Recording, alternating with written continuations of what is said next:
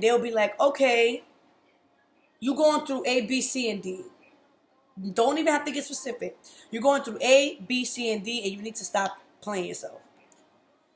As right as that person might be, if the person who's being told this is not comfortable with who they are, or if they're not comfortable with who they want to be, or who they living with, or whatever those circumstances, they're not comfortable, period, they're going to reject that because they're in a closed space. I'm not open to no criticism. I'm not open to no analysis or anything of somebody else telling you. Now, like I said, only we know what's right for us. But as humans, we can see when someone is destructing or when someone is dysfunctional. You can see that. Seriously, I wonder how many times do people let somebody do something bad to them before they X them out the picture? And then at one point, if you really believe in something, at what point? Because I feel like Yeah. What are you doing? Because it was frustrating.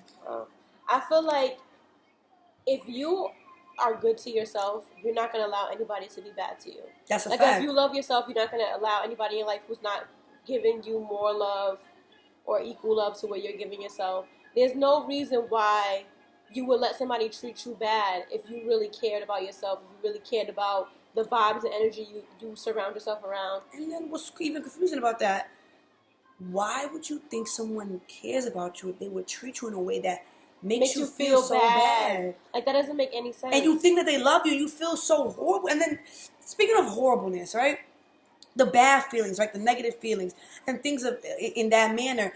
It's crazy to me how, as we get older, we endure pain way longer than we have to.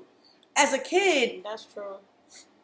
You over it in a little while. You want to go back outside if you fell. You want to finish eating the food if your mom didn't buy McDonald's. You just want to move on with your life as a kid. You don't want this to hold you back.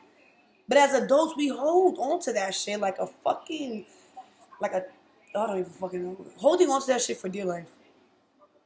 And for what?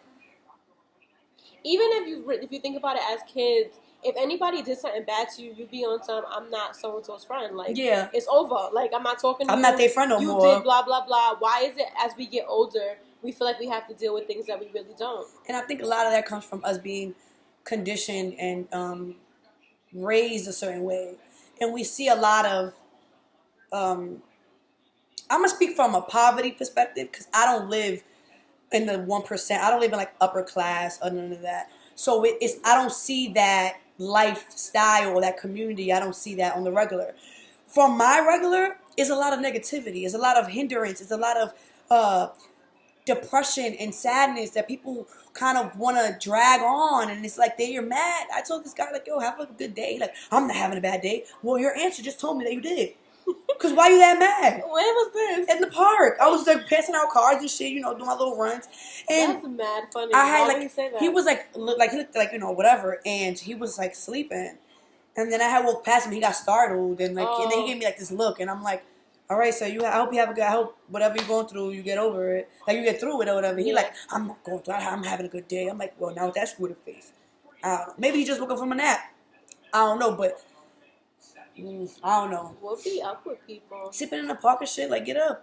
He had a suit on, so I know he don't live there. Oh. So it was like, he was like, He probably is tired and stressed out from life. And he's lying. I could have been the perfect person to talk. Like, you know what? I am stressed out. You have 5 minutes to talk? And we probably could have had a conversation and worked it out. But either way, that's his choice. I feel like more people should try to talk about their problems instead of acting as if they don't have any. I feel like that's also a problem. This all falls into obviously being open.